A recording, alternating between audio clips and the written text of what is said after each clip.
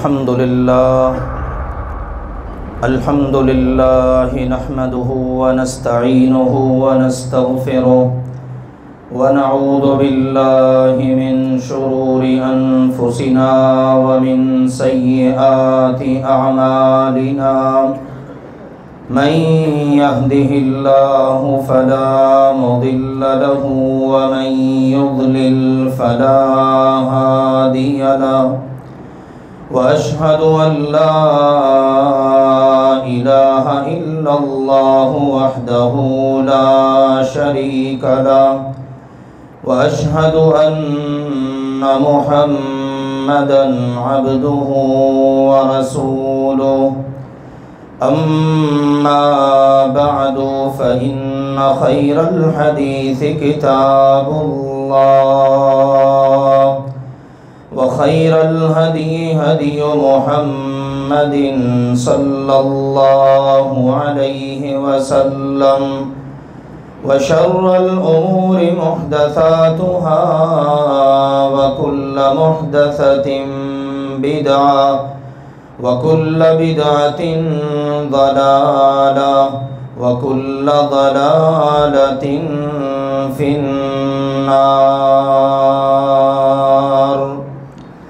أما بعد يا أيها الذين آمنوا اتقوا الله حق تقاته ولا تموتن إلا وأنتم مسلمون.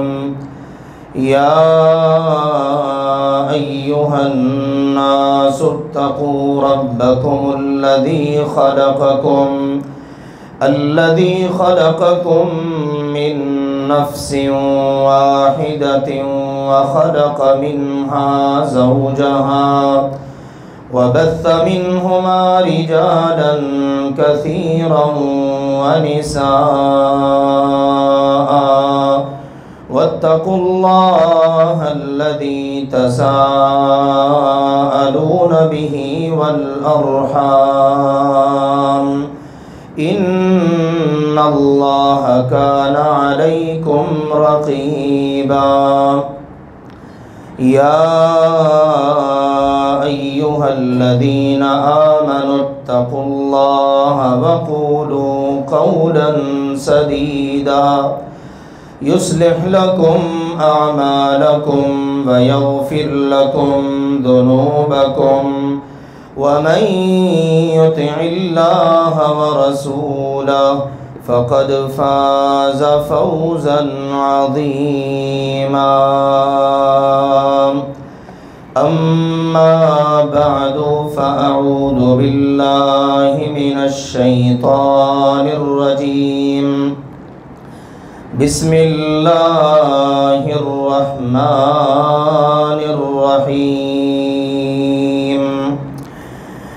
أفلم ينظروا إلى السماء فوقهم كيف بنيناها وزيناها وما لها من فروج والأرض مددناها وألقينا فيها رواسي وأنبتنا فيها من كل زوج بهيج تبصرة وذكرى لكل عبد منيب.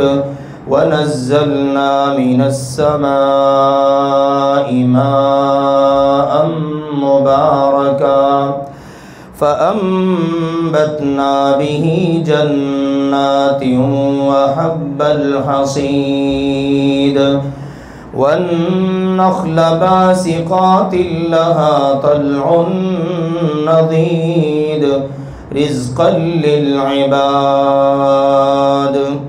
وأحيينا به بلدة ميتا كذلك الخروج.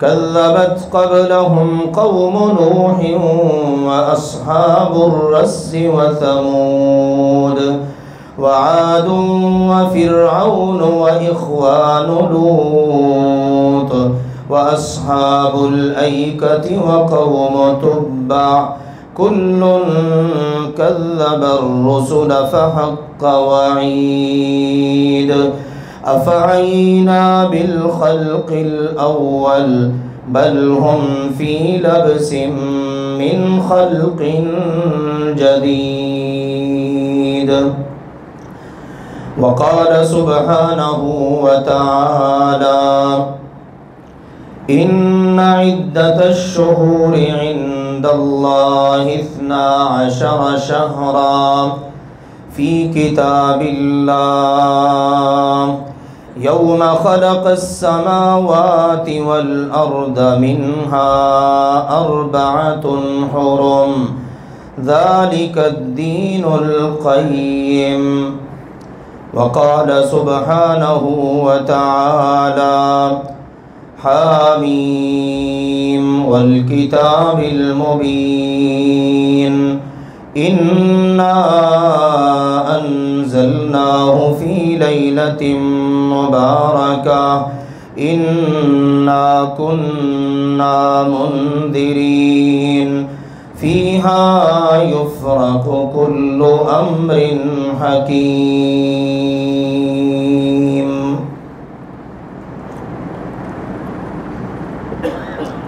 اللہ ذوالجلال والاکرام ہر چیز کا خالق اور مالک ہے۔ اس کائنات میں جو چیز بھی ہمیں نظر آتی ہے یا نہیں نظر آتی، سب کو بنانے والا، سب کا پوری طرح سے مالک اور سب پر پوری طرح سے کنٹرول اور اختیار رکھنے والا اور سب کے معاملات کی تدبیر کرنے والا وہ اللہ ذوالجلال والاکرام ہے۔ اسی اللہ نے اس کائنات کے لیے لیل و نہار کا، دن اور رات کا نظام بنایا، سورج اور چاند کو پیدا کیا،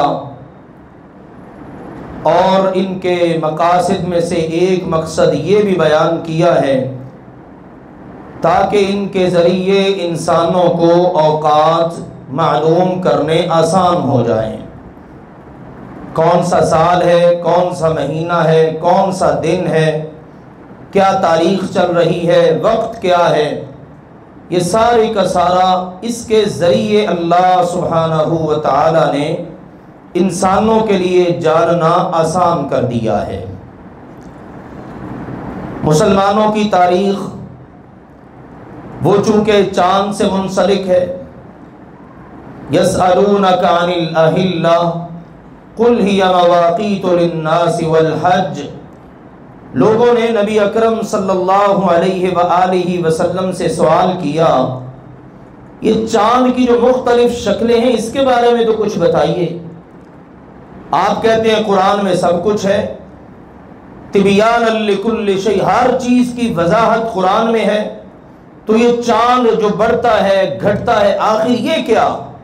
اللہ نے جواب دلوایا، فرمایا میرے پیغمبر فرمائیے ہی مواقیت للناس والحج، یہ لوگوں کے لیے اوقات معلوم کرنے کا ذریعہ ہے، اور اسی سے اندازہ ہو جائے گا سال میں مسلمانوں کے اجتماع کا سب سے عظیم الشان موقع حج کا وہ کب آ رہا ہے۔ تو یہ چاند جو ہے یہ اوقات بتانے کا ذریعہ ہے۔ اللہ وہ ہے الذی جعل الشمس ضیاء والقمر نورا وقدرہ منازل لتعلموا عدد السنین والحساب، جس نے سورج بنایا اور اس کو چمکایا، اس کے اندر روشنی پیدا کی، چاند بنایا، اس کو منور کیا، اور اس کے مقاصد میں ایک بڑا مقصد یہ ہے لِتَعْلَمُوا عَدَدَ السِّنِينَ وَالْحِسَابِ، تاکہ تم لوگ سالوں کی گنتی اور حساب کتاب کو جان سکو۔ تو میرے عزیزو، ہمارے اسلامی تاریخ کا جو تعلق ہے وہ شمسی لحاظ سے نہیں بلکہ قمری لحاظ سے ہے۔ محرم سے سال شروع ہوتا ہے اور ذی الحج پر ختم ہو جاتا ہے۔ اسی کو پروان چڑھانے کی کوشش کرنی چاہیے، لیکن آج جہاں بہت سارے المیے ہیں وہاں ایک المیہ یہ بھی ہے کہ ہم اس چیز کو بھی بالکل فراموش کیے بیٹھے ہیں، بلکہ ہمیں پتہ ہی نہیں ہوتا اکثر و بیشتر کون سا مہینہ گزر رہا ہے اور اس کی کون سی تاریخ ہے۔ آ جا کر بعض مہینوں کا پتہ ہوتا ہے، جیسے مثال کے طور پر رمضان المبارک، یا اسی طرح سے محرم کی 10 تاریخ، یا ذی الحج کا پتہ چل جاتا ہے، یا اسی طرح سے بعض جو رسوم و رواج سے منسلک ہو گئی نا، 27 رجب، 15 شعبان، ان کا عام طور پر پتہ ہوتا ہے، لیکن باقی جو مہینے ہیں ان کی کیا تاریخیں ہیں ان کا اکثر مسلمانوں کو ہمارے پاک و ہند میں بالخصوص پتہ ہی نہیں ہوتا۔ لہذا ہمیں مد نظر رکھنا چاہیے اسی قمری لحاظ کے ساتھ حساب کتاب کو، ان 12 مہینوں کا نظام جو اللہ نے بنایا نا، اس کے بارے میں اللہ نے بتا دیا، یہ کوئی بہت بعد کی بات نہیں ہے، بلکہ ان عدت الشہور عند اللہ 12 شہرا فی کتاب اللہ یوم خلق السماوات والارض، جب اللہ نے آسمانوں اور زمین کو پیدا کیا، پہلے دن سے، اول روز سے سال میں مہینوں کی گنتی 12 ہے۔ ان 12 مہینوں میں سے 4 مہینے احترام والے ہیں، ذیقعد، ذی الحج، محرم اور رجب، ان کا بالخصوص احترام اور ان کے ادب اور حرمت کو ملحوظ خاطر رکھنے کی ضرورت ہے۔ باقی کے جو مہینے ہیں ان کی کوئی خاص فضیلتیں نہیں ہیں سوائے چند ایک کے۔ ان میں ایک مہینہ ہے شعبان کا، اور اسی طرح سے ایک مہینہ ہے رمضان المبارک کا۔ رمضان کی باتیں انشاءاللہ تعالی آئیں گی آگے چل کر۔ آج کچھ شعبان کے متعلق جان لیجئے، یہ شعبان کا مہینہ گزر رہا ہے، آج اس کی 14 تاریخ ہے، گویا کہ رمضان المبارک کی آمد میں 15 یا 16 دن باقی رہ گئے۔ اللہ ذوالجلال والاکرام ہم سب کو ایمان اور جسم کی سلامتی کے ساتھ یہ ماہ مبارک نصیب فرمائے، اور اس بات کی فکر اس وقت تو اور زیادہ ہونی چاہیے۔ سلف صالحین میں تو یہ تھا کہ رمضان گزرنے کے بعد 6 ماہ تک دعائیں ہو رہی ہیں، اللہ جو محنتیں کی ہیں ان کو قبول کر لے۔ پھر جب 6 ماہ رمضان میں باقی رہ جاتے، اب دعائیں شروع ہو جاتی، یا اللہ وہ ماہ مبارک ہمیں عطا کر دے۔ پھر شعبان آتا تو بعض سلف وہ کہتے یہ اللہ کا قرآن پڑھنے والوں کا مہینہ آ گیا ہے، شعبان کا مہینہ، کیونکہ اس کے بعد رمضان میں تو بکثرت قرآن پڑھنا ہے نا، تو یہ شعبان کا مہینہ اس مناسبت سے کہ یہ رمضان المبارک سے پہلے کا مہینہ ہے، اور اس کا نام ہے شعبان، شعب سے ہے، جس کا مطلب ہوتا ہے جدا جدا ہونا، اور اہل زبان نے بیان کیا ہے سمی بذالک لتشاع بالعرب، یہ اس لیے اس کا نام رکھا گیا ہے کہ اس مہینے میں عرب جدا جدا ہو جاتے تھے۔ کس لیے ہوتے تھے؟ ای تفرقہم بطلب المیاہ، پانی کی تلاش میں وہ جدا جدا ہو جاتے، کوئی کسی طرف نکل گیا، کوئی کسی طرف نکل گیا، جیسے خانہ بدوش لوگ ہوتے ہیں نا، جہاں پانی ملا وہیں پر پڑاؤ ڈال دیا، وہیں پر سٹے کر لیا، وہیں پر خیمے وغیرہ لگا کر جناب رک گئے۔ آپ جانتے ہی ہیں بیت اللہ میں زمزم، اس کی تاریخ، وہاں پر پانی کا نکلنا، پھر وہاں پر آباد کاری، پہلے وقتوں میں ایسا ہی ہوا کرتا تھا۔ آج جدید دور میں بھی بعض ایریے ایسے ہیں جہاں پر آج بھی یہ صورتحال چلتی ہے۔ خود ہمارے پاکستان میں تھر پارکر میں اگر آپ جائیں سندھ کے ایریے میں، وہاں یہی صورتحال ہے، جہاں پانی ہوگا اس کے قرب و جوار لوگ اپنی آبادی کر لیتے ہیں۔ یہ تو اللہ نے پانی کی شکل میں ہمیں نعمت عطا کر رکھی ہے، اور اسی لیے ہمیں اس کی قدر نہیں ہے، بے تحاشا ہم اس کو ضائع کرتے ہیں۔ ہمیں اللہ کی اس نعمت کی قدر کرنی چاہیے، اور پوچھئے ان سے جن کے پاس پانی نہیں ہے۔ ہم نے خود اپنی آنکھوں سے تھر پارکر میں دیکھا ہے، آپ تصور کر سکتے ہیں کہ بارش کا پانی جمع ہو اور لوگوں نے وہاں پر وہ اپنے کولر وغیرہ رکھے ہوں، اور اسی طرح زیر زمین انہوں نے کوئی اس طرح کے ٹینک بنا رکھے ہیں، اور ان کو باقاعدہ تالا لگا رکھا ہے کہ کوئی یہاں سے اور پانی نہ لے کر جائے. ان کو اللہ کی اس نعمت کی قدر ہے. بہرحال اہل عرب جو ہے اس ماہ میں پانی کی تلاش میں نکلا کرتے، تو نام اس کا پڑ گیا چونکہ الگ الگ نکل جاتے ہیں، جدا جدا ہو جاتے ہیں، لہذا اس مہینے کا نام ہے شعبان. یہ تو تھا پہلے سے اس کی وجہ تسمیہ کے ضمن میں بات. اب رسول اکرم صلی اللہ علیہ وسلم جب تشریف لائے تو آپ علیہ الصلوۃ والسلام نے اپنی امت کو ہر معاملے میں مکمل رہنمائی ارشاد فرمائی اور یہ بتا دیا میری امت کے لوگوں ما ترکت شیئا یقربکم الی اللہ ویبعدکم عن النار الا وقد امرتکم بہ.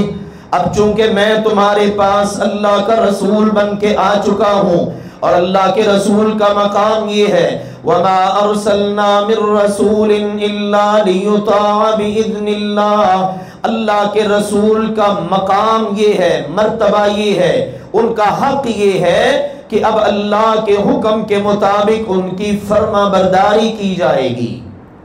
اب آپ نے اپنی مرضی نہیں کرنی، من مانی نہیں کرنی. مرضی کی نماز پڑھ لیں، مرضی کا روزہ رکھ لیں، مرضی کا حج کر لیں، مرضی سے زکوٰۃ دے لیں، مرضی کے کام کر لیں. یہ مہینہ آ گیا مرضی کے رسم و رواج اختیار کر لیں، ایسا نہیں ہوگا. مسلمان پابند ہے ان دو ہستیوں کا جن کا کلمہ پڑھ کر وہ مسلمان ہوا ہے. یہ بڑی اہم بات ہے، قابل غور بات ہے. آج مسلمان کلمہ بھی پڑھتا ہے اور پھر مرضی اپنی کرتا ہے، دوسروں کے پیچھے چلتا ہے. نہیں، پابند ہے. یہ بڑی عقل کو اپیل کرنے والی بات ہے. ان دو ہستیوں کا پابند ہے جن کا کلمہ پڑھ کر مسلمان ہوا ہے. اگر ان سے ادھر ادھر ہٹے گا نا پھر اللہ ناراض ہوتا ہے. اللہ کہتا ہے یہ مسلمان کی ادا نہیں ہے. کلمہ تو زبان سے اللہ رسول کا پڑھے اور پیروی، اتباع، اطاعت، فرما برداری اوروں کی کرتا پھرے. اللہ کہتا پھر اس کا مطلب ہے اس نے مجھے الہ نہیں مانا.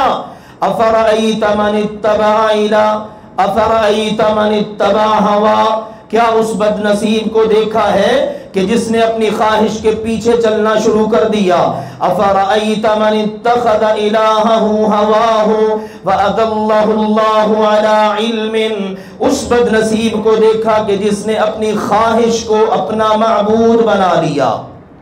مرضی اپنی کرتا ہے نا، اس پہ چلتا ہے، لہذا یہی اس کا معبود ہے. اللہ کو اس پر سخت غصہ آتا ہے. اللہ کہتا کلمہ میرا پڑھا، میرے رسول کا پڑھا، اب فرما برداری بھی بس ہماری ہوگی. کتنی آیات ہیں، اطیعوا اللہ و اطیعوا الرسول. اللہ کی مانو، رسول کی مانو. اب رسول اکرم صلی اللہ علیہ وسلم نے فرمایا میری امت کے لوگوں ما ترکت شیئا، میں نے کوئی ایک چیز بھی ایسی نہیں چھوڑی یقربکم الی اللہ، جو تمہیں اللہ کے قریب کرنے والی ہو، ویبعدکم عن النار، اور تمہیں جہنم کی آگ سے دور کرنے والی ہو، الا وقد امرتکم بہ، مگر میں نے تمہیں وہ بتا کر اس کو کرنے کا حکم دے دیا ہے. یہ ہے ہمارے پیارے نبی کی ذمہ داری، یہ ہے ہمارے پیارے نبی کا منصب. پوچھا نا حجۃ الوداع کے موقع پر، ہاں میری امت کے لوگوں، میرے صحابہ، مجھے دیکھنے والوں، الا هل بلغت، میری بات غور سے سنو اور مجھے جواب دو، کیا میں نے اللہ کا پیغام پہنچا دیا ہے؟ پوری امت کی طرف سے ترجمانی کی صحابہ کرام نے اور کہا جی بالکل بلغتا، آپ نے پہنچا دیا ہے. صرف پہنچایا ہی نہیں، ادیتا، پہنچانے کا حق ادا کر دیا ہے. پھر آپ نے فرمایا اب جو تم تک پہنچ گیا ہے، جو یہاں نہیں آ سکے ان تک پہنچانا اب تمہاری ذمہ داری ہے. تو اللہ کا شکر ہے دین محفوظ شکل میں ہمارے پاس پہنچ چکا. اس میں نہ خیانت، نہ اس میں کوئی بددیانتی، نہ اس کے اندر کوئی جھول، نہ کوئی لچک، نہ کمی بیشی، بالکل جیسے تھا ویسے ہی آج بھی اللہ کے فضل و کرم سے اپنی اصل اور خالص شکل میں ہمارے پاس موجود ہے، لیکن اس کو تلاش کرنا پڑتا ہے. تو یہ شعبان کا مہینہ اس کے حوالے سے نبی اکرم صلی اللہ علیہ وآلہ وسلم کے معمولات مبارکہ کیا ہوا کرتے تھے؟ ہماری مائیں سیدہ عائشہ، سیدہ ام سلمہ رضی اللہ عنہما بیان کرتی ہیں اللہ کے نبی صلی اللہ علیہ وسلم اس مہینے میں بہت زیادہ روزے رکھتے۔ 2 مہینے آپ کو سب سے زیادہ پیارے لگتے روزے رکھنے کے لحاظ سے، ایک شعبان کا مہینہ اور اس کے بعد رمضان کا مہینہ۔ اور ان احادیث مبارکہ کا خلاصہ یہ ہے، کان احب الشہور الی رسول اللہ صلی اللہ علیہ وسلم ان یصومہ شعبان ثم یصلہ برمضان۔ اللہ کے نبی صلی اللہ علیہ وسلم کو سب سے زیادہ جو مہینہ پیارا لگتا کہ جس میں آپ نے روزے رکھنے ہیں وہ شعبان کا مہینہ ہوتا، پھر اس کے ساتھ ہی رمضان مل جاتا۔ فوراً رمضان شروع ہوا، فرض روزے شروع ہو گئے، شعبان ہے تو نفلی روزے رکھ رہے ہیں۔ یہ ہمارے پیارے نبی اکرم صلی اللہ علیہ وسلم کا معمول مبارک تھا۔ اور ہماری امی جان سیدہ ام سلمہ بیان کرتی ہیں بالکل ساتھ ساتھ لگاتار دونوں ماہ کے پورے روزے، شعبان کے البتہ آخری 1-2 دن چھوڑ دیتے۔ یہ اللہ کے نبی صلی اللہ علیہ وسلم کا معمول مبارک۔ سیدنا اسامہ رضی اللہ عنہ کہتے ہیں جب ہم نے یہ اللہ کے نبی علیہ السلام کو شعبان کے مہینے کے روزے رکھتے دیکھا نا، کیونکہ آگے تو رمضان ہے تو رمضان کے تو روزے رکھنے ہی رکھنے ہیں، تو ہم نے پوچھ لیا اللہ کے نبی جی آخر آپ اتنے زیادہ روزے شعبان میں کیوں رکھتے ہیں؟ تو اللہ کے نبی صلی اللہ علیہ وسلم نے اس کی وجہ بتائی، ارشاد فرمایا ذالک شہر یغفل الناس عن بین رجب و رمضان۔ اللہ کے نبی صلی اللہ علیہ وسلم نے فرمایا یہ وہ مہینہ ہے شعبان کا جس میں عام طور پر لوگ غافل ہو جاتے ہیں۔ غور سے سنیے گا ذرا اس حدیث مبارک کو، یہ وہ مہینہ ہے جس میں عام طور پر لوگ بے خبر، غافل اور بے خبری میں وقت گزار رہے ہیں، غفلت میں۔ یہ رجب اور رمضان کے درمیان والا مہینہ ہے، اور ہے کیسا؟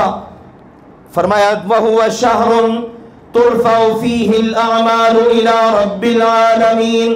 حالانکہ یہ مہینہ وہ مہینہ ہے جس میں امت کے اعمال، مسلمان کے اعمال، انسان کے اعمال رب العالمین کے ہاں پیش کیے جاتے ہیں۔ یہ وہ مہینہ ہے سال بھر کے عمل اس میں اللہ کے ہاں پیش کیے جاتے ہیں۔ اور آپ علیہ الصلوۃ والسلام نے فرمایا فَأُحِبُّ أَن يُرْفَعَ عَمَلِي وَأَنَا صَائِمٌ، مجھے یہ بات اچھی لگتی ہے کہ جب میرا عمل اللہ کے ہاں پیش ہو تو میں نے روزہ رکھا ہوا ہو۔ کس کی ادا ہے؟ ہمارے پیارے نبی کی ادا ہے، یہ ہمارے پیارے نبی کی پسند ہے، یہ ہمارے پیارے نبی کا عمل مبارک ہے۔ احادیث مبارکہ سے یہ پتہ چلتا ہے ایک تو عمل روزانہ پیش ہوتے ہیں فجر کے وقت اور عصر کے وقت، ایک پیشی ڈیلی کی ہے اور ایک پیشی ہے ویکلی، سوموار اور جمعرات کا روزہ اللہ کے نبی رکھا کرتے تھے ہفتے میں، اور ان میں بھی یہی چیز، اور ایک ہے سالانہ پیشی اور وہ ہوتی ہے شعبان کے مہینے میں۔ ادھر سوموار جمعرات کا روزہ ہر ہفتے میں عمل پیش ہو تو روزہ رکھا ہوا ہو، ویکلی حاضری لگ رہی ہے، ہفتہ وار حاضری، اور سالانہ حاضری لگے شعبان کے مہینے میں اس وقت بھی روزہ رکھا ہوا ہو۔ تو یہ شعبان کا مہینہ وہ مہینہ ہے جس کے اندر بکثرت روزے رکھنے کی تلقین ہے، اور اللہ کے نبی نے اپنے عمل مبارک سے اس بات کو ثابت کر دیا۔ صرف ایک دن کو خاص نہیں کرنا، 15 شعبان کی رات کو اور 15 شعبان کے دن کو لوگوں نے خاص کر دیا۔ 15 شعبان کی رات کو کہتے ہیں کہ شب براءت ہے، شب براءت عبادت کی رات ہے، کیا کرو؟ کوئی کہتے ہیں عبادت کرو، کوئی کہتے ہیں نہیں آتش بازی کرو، اور کئی کہتے ہیں نہیں کھانے پینے کے چکر چلاؤ، فلاں ڈشیں اس رات میں ہونی چاہیے، اگلے دن کا پھر روزہ رکھو۔ اس چیز کا صحیح احادیث میں کوئی وجود نہیں ہے۔ اس رات کو خاص کرنا، اس دن کو خاص کرنا اللہ کی عبادت کے لیے، سمجھ لیجئے اس کا کہیں کوئی وجود نہیں۔ 27 رجب کی رات کا بھی اس حوالے سے کوئی وجود نہیں. ایک رات ہے. بدقسمتی کی بات ہے کہ جب مسلمانوں کے اندر اس طرح کی باتیں ہوتی ہیں نا، رسوم، رواج، خرافات، بدعات، المیہ یہ ہے، منبر و محراب پہ بیٹھنے والے لوگ قرآن پاک سے بدعات کو ثابت کرنے کی کوشش کرتے ہیں. اب دیکھیے نا، کہتے ہیں جی یہ لیلۃ البراء، شب برات، یہ 15 شعبان کی رات وہ ہے جس میں قرآن اترا ہے، اور کہتے ہیں اس کے اندر سارے فیصلے ہوتے ہیں. آئیے ذرا آپ تھوڑا سا غور کیجئے. اللہ نے سورۃ الدخان میں کہا، جس کی آیات میں نے پہلے پڑھی ہیں، فرمایا انا انزلناہ فی لیلۃ مبارکہ، یہ قرآن ہم نے بابرکت رات میں اتارا، بابرکت رات میں. اور اگلی آیت میں کہا فیہا یفرق کل امر حکیم، ہر قسم کے محکم فیصلے اسی رات میں کیے جاتے ہیں. اب قرآن کب اترا ہے؟ کون سا مہینہ تھا؟ قرآن ہی بتا رہا ہے نا، شہر رمضان الذی انزل فیہ القرآن، رمضان کا مہینہ وہ ہے جس میں قرآن اتارا گیا. پہلی بات تو یہ پتہ چل گئی وہ جو قرآن اترا ہے وہ شعبان میں نہیں بلکہ رمضان میں اترا ہے. اب 30واں پارہ دیکھیے، مشہور ہے سورت، انا انزلناہ فی لیلۃ القدر وما ادراک ما لیلۃ القدر لیلۃ القدر خیر من الف شہر. وہ جو سورہ دخان میں کہا بابرکت رات، اس سورۃ القدر میں کہا عزت والی، قدر والی رات. اور وہ قدر والی کتنی ہے، کتنی بابرکت ہے؟ اکیلی ایک رات 1000 مہینوں سے بہتر ہے. اس میں اترتے ہیں فرشتے اللہ کے حکم سے. قرآن بتا رہا ہے وہ رات رمضان میں ہے، اور کون سی ہے بتائی نہیں گئی، پہلے بتا دی گئی تھی پھر اٹھا لی گئی. اب کہا اس کو تم نے تلاش کرنا ہے کب؟ آخری عشرے کی طاق راتوں میں. اور یہ مسلمان بنا بیٹھا کہتا نہیں جی 15 شعبان کی رات ہے، 15 شعبان کی رات یہ شب برات ہے. اب اس کے اندر یہ سارا کچھ ہوتا ہے نا. قرآن کو دیکھیے، قرآن اپنی بات کی خود وضاحت پیش کر رہا ہے. اللہ نے ہی بتا دیا یہ شب برات نہیں ہے بلکہ وہ شب قدر ہے جس میں قرآن اتارا گیا، اور اس میں عبادت کرنی، اس کو تلاش کرنا ہے. تو یہ رات خاص کر دی گئی، پھر اگلا دن روزے کے لیے خاص کر دیا گیا. یاد رکھیے اگر تو آپ ایام 20 کے روزے رکھتے آ رہے ہیں، ہر مہینے کی 13، 14 اور 15 تاریخ قمری لحاظ سے، تو پھر آپ روزے رکھیے. 13 شعبان، 14 شعبان، 15 شعبان کا کوئی حرج نہیں، آپ کا معمول ہے. لیکن اگر آپ روزے رکھتے نہیں آ رہے، پھر آپ نے 15 شعبان سے پہلے روزہ رکھنا ہے تو رکھ سکتے ہیں، 15 شعبان کے بعد روزے رکھنے کی اجازت نہیں، تاکہ قوت توانائی برقرار رہے. یہ نہ ہو کہ آپ یہ نفلی روزے 15 شعبان کے بعد رکھیں اور آگے جا کر رمضان کے روزوں میں جو کہ فرض روزے ہیں اس کے اندر کوتاہی ہو، کمی واقع ہو جائے، آپ کہیں اب تو میرے اندر طاقت ہی نہیں ہے. یہ اس کے اندر حکمت ہے جو 15 شعبان سے بعد کی ممانعت ہے. صحیح مسلم میں حدیث ہے، ایک آدمی کو اللہ کے نبی نے پوچھا کیا تم نے حل سمت من سرر شعبان، کیا تم نے شعبان کے آخری ایام کے روزے رکھے ہیں؟ اس میں حکمت یہی ہے، وضاحت یہی ہے، اس شخص کا معمول تھا کہ وہ روزہ رکھا کرتا تھا سوموار کا، جمعرات کا، ایام 20 کے. تو سوموار جمعرات چونکہ شعبان کے اینڈ پہ آئی تو اللہ کے نبی نے اس مناسبت سے پوچھا کیا اب بھی روزہ رکھا ہے؟ کہا جی نہیں اب تو نہیں رکھا، میں نے سمجھا کہ شاید اب نہیں رکھنے، اب تو رمضان کے روزے قریب ہیں. تو فرمایا رمضان گزرنے کے بعد تم اس کے بدلے میں روزہ رکھ لینا. تو اس سے معلوم ہوا کہ اگر آپ کی روٹین ہے، آپ ہر سوموار کا روزہ رکھتے ہیں، آپ جمعرات کا روزہ رکھتے ہیں، رمضان شروع ہونے سے 2 دن پہلے، 1 دن پہلے، 3 دن پہلے، مثلا سوموار آ گئی، جمعرات آ گئی، آپ اس کا روزہ رکھ سکتے ہیں. 15 کے بعد بھی پھر روزے رکھے جا سکتے ہیں. لیکن اگر آپ کی روٹین نہیں ہے نا، پھر آپ نے روزہ نہیں رکھنا. یہ تعلیمات ہیں شعبان کے حوالے سے. باقی رہا یہ 15 شعبان کی رات، اس کے بڑے فضائل، بڑے مناقب بیان کیے جاتے ہیں۔ یاد رکھیے ساری کی ساری روایات من گھڑت ہیں، موضوع ہیں، ضعیف ہیں، ناقابل حجت ہیں۔ البتہ ایک روایت ہے جسے محدث شیخ البانی اور ایک دو ائمہ نے دیگر روایات کی بنیاد پر صحت کے درجے کا ان پر حکم لگایا ہے۔ وہ صرف ایک روایت ہے، وہ بھی کیا ہے؟ یطلع اللہ سبحانہ وتعالی، اللہ سبحانہ وتعالی یہ جو 15 شعبان کی رات ہوتی ہے، اس رات میں اپنی مخلوق پر نظر دوڑاتا ہے۔ اللہ تعالیٰ نظر ڈالتا ہے، دیکھتا ہے۔ اب اگلا منظر کیا بنتا ہے؟ فَيَغْفِرُ لِلْجَمِيعِ، اللہ تعالیٰ سب کو معاف کر دیتا ہے، إِلَّا لِمُشْرِكٍ أَوْ مُشَاهِرٍ، سوائے شرک کرنے والے کے اور دل میں کینہ رکھنے والے کے۔ جس کے دل میں شرک ہے، عقیدہ خراب ہے، عقیدے میں شرک کی ملاوٹ ہے، اور اسی طرح سے دوسرا بڑا گناہ ہے، دل کینے سے بھرا ہوا ہے، یہ شخص کینہ پرور ہے۔ ان دو کے علاوہ باقی سب کو اللہ معاف کر دیتا ہے۔ اب اس حدیث میں بھی یہ نہیں ہے کہ آپ اس رات کو عبادت کریں، نہیں، آپ اس رات میں بلکہ اس سے پہلے اپنی طہارت کریں، صفائی کریں، عقیدہ صحیح کریں، اپنے دل کو کینے سے صاف کریں، تاکہ جب اللہ ذوالجلال والاکرام کی اس رات کو نظر رحمت پڑے تو بخشے ہوئے لوگوں میں آپ کا اور ہمارا نام بھی آ جائے۔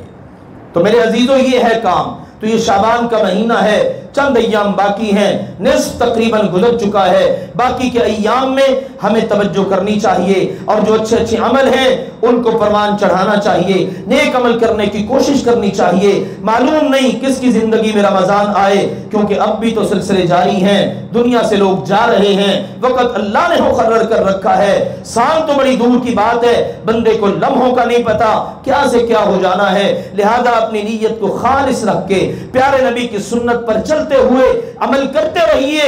بس یہ یاد کر لیجئے، اچھی طرح ذہن نشین کر لیجئے، اپنے دماغ میں یہ بات سوار کر لیجئے کہ میں نے سنت سے ادھر ادھر ہٹ کے کوئی عمل نہیں کرنا۔ اسی میں کامیابی ہے۔ اللہ ذوالجلال والاکرام حق بات کو سمجھنے، قبول کرنے اور عمل کرنے کی توفیق عطا فرمائے۔ وآخر دعوانا ان الحمدللہ رب العالمین۔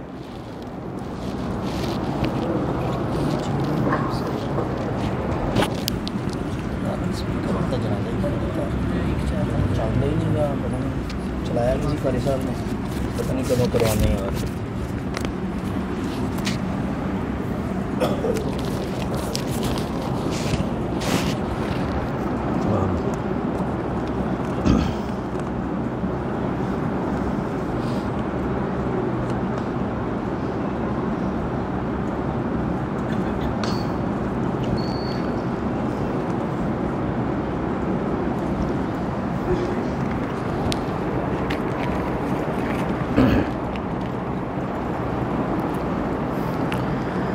الحمد لله نحمده ونستعينه ونستغفره ونعوذ بالله من شرور أنفسنا ومن سيئات أعمالنا من يهده الله فلا مضل له ومن يضلل فلا هادي له وأشهد أن لا إله إلا الله وحده لا شريك له وأشهد أن محمدا عبده ورسوله أما بعد فإن خير الحديث كتاب الله وخير الهدي هدي محمد صلى الله عليه وسلم وشر الأمور محدثاتها وكل محدثة بدعة وكل بدعة ضلالة وكل ضلالة في النار أما بعد۔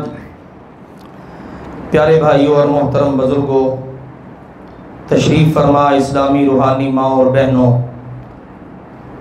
جیسے ابھی آپ نے سماعت کیا یہ شعبان کا مہینہ، پھر اس کے بعد انشاءاللہ رمضان المبارک۔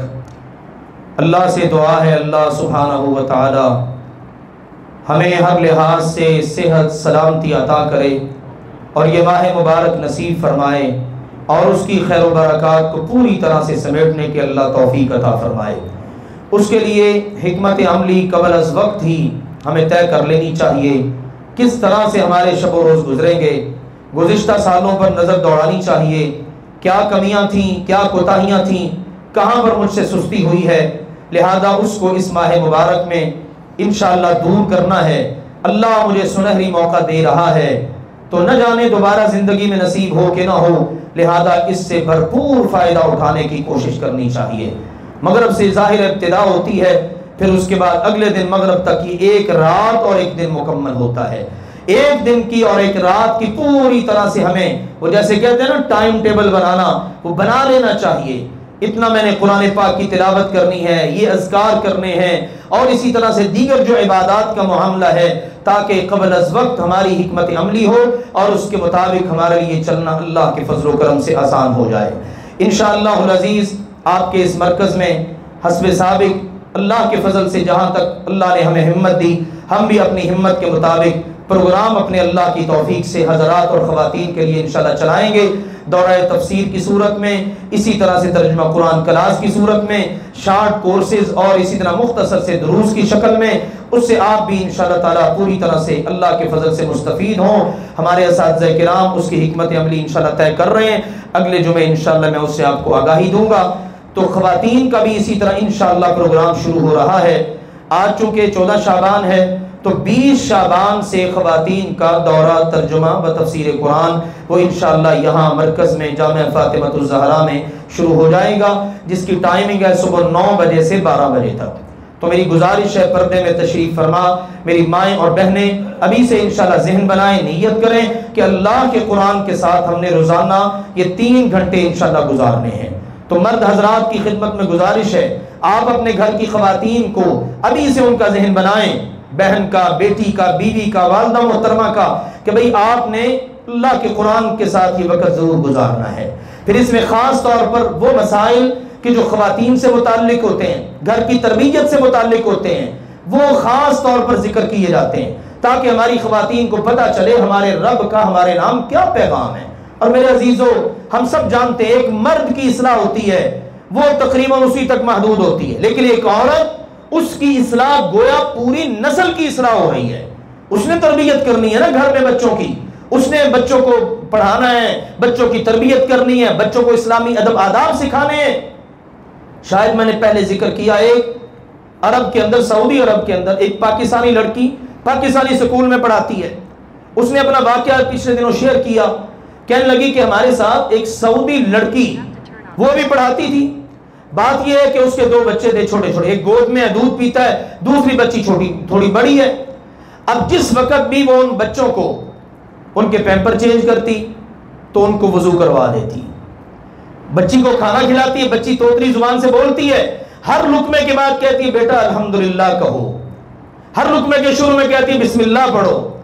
وہ پاکستانی لڑکی کہتی ہے میں نے اس سے پوچھ لیا کہ یہ آپ کیا کر رہی ہو، تو اس نے بڑا خوبصورت جواب دیا کہ میں اپنی نسل کو سنوار رہی ہوں، آج سے ہی میں اپنے ان بچوں کو اس بات کا پابند کر دوں گی کہ جب بھی آپ نے طہارت کرنی ہے، پیشاب کرنا ہے، پخانہ کرنا ہے، استنجا کرنا ہے تو ساتھ فوراً وضو کر لینا ہے۔